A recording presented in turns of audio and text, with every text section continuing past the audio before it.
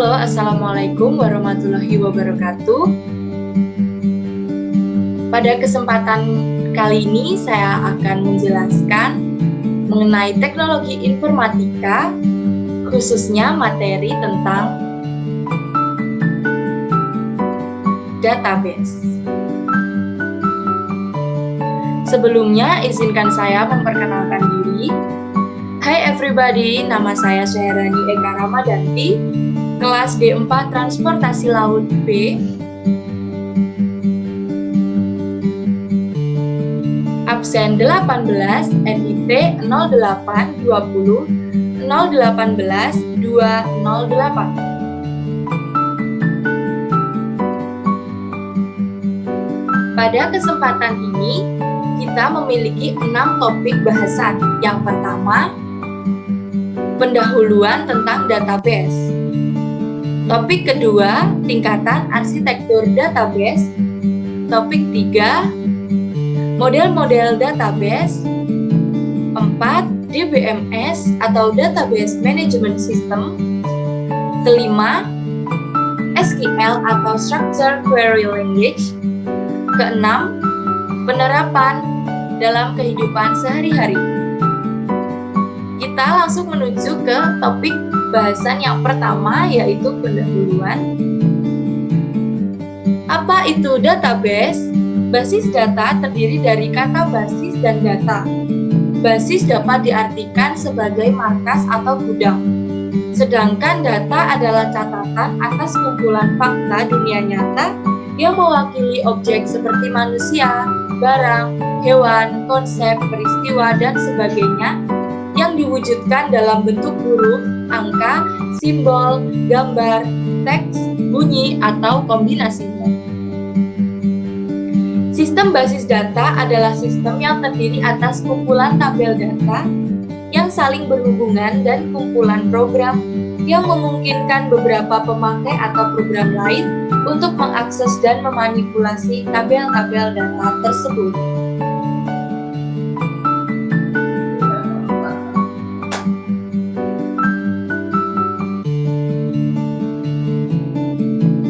Komponen sistem basis data adalah sebagai berikut, yaitu perangkat keras, sistem operasi, basis data komponen, Database Management System atau DBMS, pemakai atau user, dan aplikasi atau perangkat lain.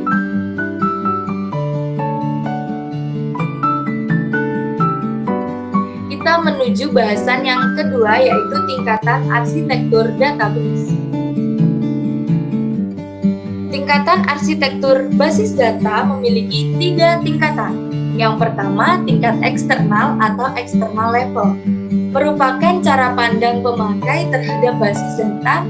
Cara pandang secara eksternal hanya terbatas pada entitas, atribut, dan hubungan antar entitas atau relationship yang diperlukan saja. Tingkatan yang kedua yaitu tingkat konseptual atau conceptual level, merupakan kumpulan cara pandang terhadap basis data. Pada tingkat ini menggambarkan data yang disimpan dalam basis data dan hubungan antar datanya. Hal-hal yang digambarkan dalam tingkat konseptual adalah semua entitas beserta atribut dan hubungannya, batasan data, informasi semantik tentang data, serta keamanan dan integritas informasi. Tingkatan arsitektur basis data yang ketiga yaitu tingkat internal atau internal level, merupakan perwujudan basis data dalam komputer. Pada tingkat ini menggambarkan bagaimana basis data disimpan secara fisik di dalam peralatan storage yang berkaitan erat dengan tempat penyimpanan atau physical storage. Tingkat internal memperhatikan 3 hal-hal berikut ini, yaitu alokasi ruang penyimpanan data dan indeks, deskripsi record untuk penyimpanan dengan ukuran penyimpanan untuk data elemen, serta penempatan record pemampatan data dan teknik encryption.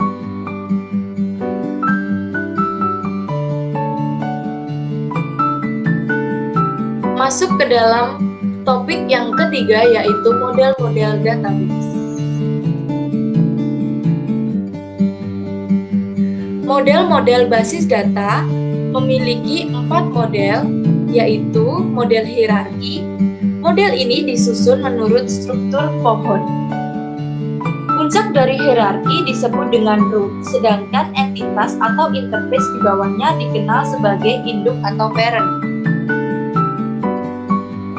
Di sampingnya terdapat contoh gambar model basis data hierarki.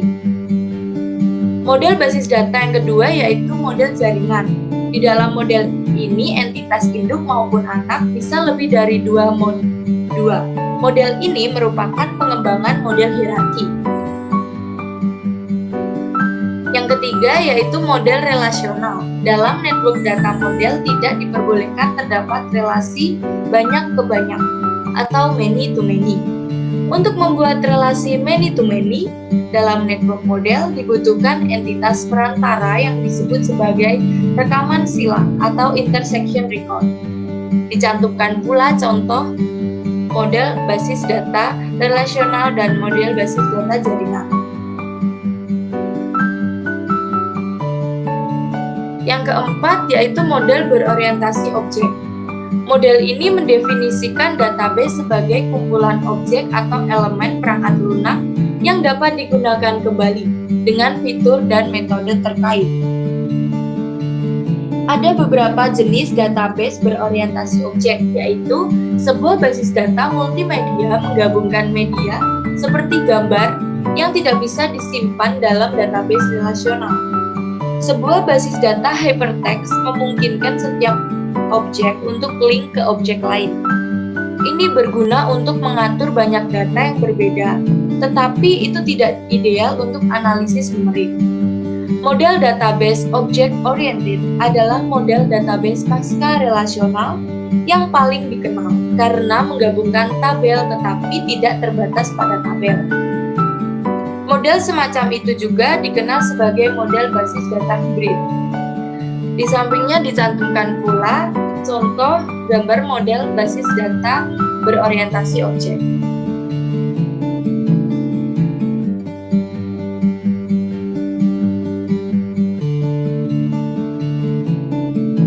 Memasuki materi yang keempat yaitu DBMS atau Database Management System. DBMS atau Database Management System adalah sistem perorganisasian dan sistem pengolahan database pada komputer. DBMS merupakan perangkat lunak software yang dipakai untuk membangun basis data yang berbasis komputerisasi. Ini juga dapat membantu dalam memelihara serta pengolahan data dalam jumlah yang besar. Dengan menggunakan DBMS bertujuan agar tidak dapat menimbulkan kekacauan dan dapat dipakai oleh user sesuai dengan kebutuhan. DBMS ialah perantara untuk user dengan basis data. Untuk dapat berinteraksi dengan DBMS dapat memakai bahasa basis data yang sudah ditentukan oleh perusahaan DBMS. Bahasa basis data umumnya terdiri dari berbagai macam instruksi yang diformulasikan sehingga instruksi tersebut dapat diproses oleh DBMS. Contoh produk DBMS yang terkenal yakni Microsoft Access, Oracle, Microsoft SQL Server, Sybase, DB2, Ingress, dan MySQL.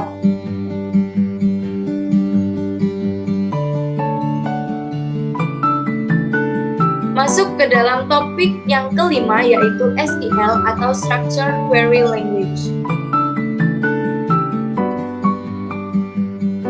SQL atau Structured Query Language adalah sebuah bahasa yang digunakan untuk mengakses data dalam basis data relasional atau RDBMS yang dirancang untuk aplikasi dengan struktur klien atau server. Bahasa ini secara de facto merupakan bahasa standar yang digunakan dalam manajemen basis data relasional. Saat ini, hampir semua server basis data yang ada mendukung bahasa ini untuk melakukan manajemen datanya.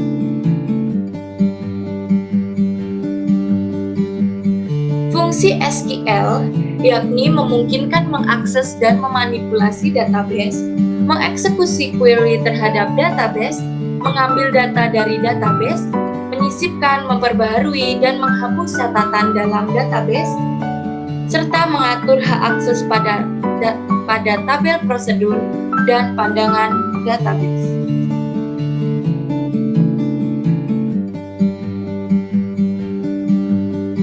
Jenis-jenis perintah SQL.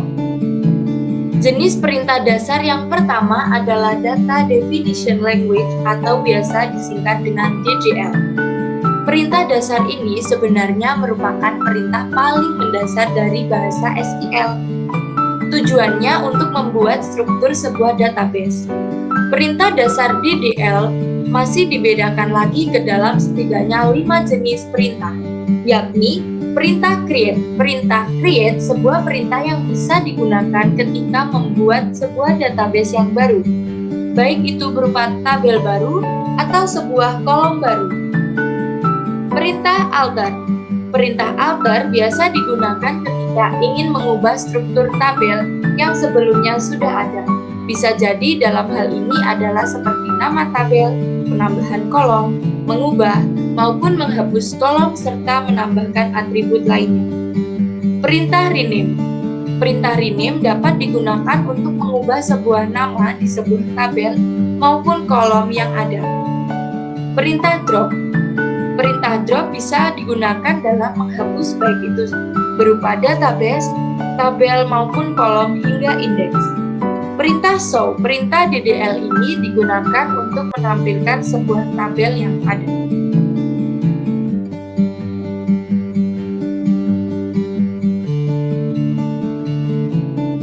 Jenis perintah SQL yang kedua yaitu Data Manipulation Language atau DML. Perintah dasar SQL ini bertujuan untuk memanipulasi data yang ada dalam sebuah database. Perintah dalam DML juga terbagi ke dalam 4 jenis. Beberapa di antaranya adalah insert, select, update, dan delete. Perintah insert. Perintah ini untuk memasukkan sebuah record baru di dalam sebuah tabel database. Perintah select. Pada perintah ini dapat digunakan dalam menampilkan maupun mengambil sebuah data pada tabel. Data yang diambil pun tidak hanya terbatas pada satu jenis saja, melainkan lebih dari satu tabel dengan memakai relasi. Perintah update. Ini dapat digunakan ketika ingin melakukan pembaruan data di sebuah tabel. Contohnya, jika ada kesalahan ketika memasukkan sebuah record, pengguna tidak perlu menghapusnya dan bisa diperbaiki menggunakan perintah ini. Perintah delete. Perintah DML ini dapat digunakan ketika ingin menghapus sebuah record yang ada dalam sebuah tabel. Jenis perintah SQL yang ketiga yaitu Data Control Language atau DCL. DCL adalah salah satu dari kelompok perintah SQL yang digunakan untuk melakukan kontrol terhadap privilege atau hak akses khusus untuk berinteraksi dengan database. Terdapat 2 perintah DCL yaitu perintah grant. Perintah grant digunakan untuk memberikan hak akses khusus kepada user untuk melakukan aksi tertentu pada objek tertentu di database. Selain itu, perintah grant juga dapat digunakan untuk menambahkan user atau pengguna baru di DBMS. Perintah yang kedua yaitu perintah revoke. Perintah revoke digunakan untuk menarik kembali, mencabut, atau membatalkan hak akses khusus yang sebelumnya telah diberikan melalui perintah grant.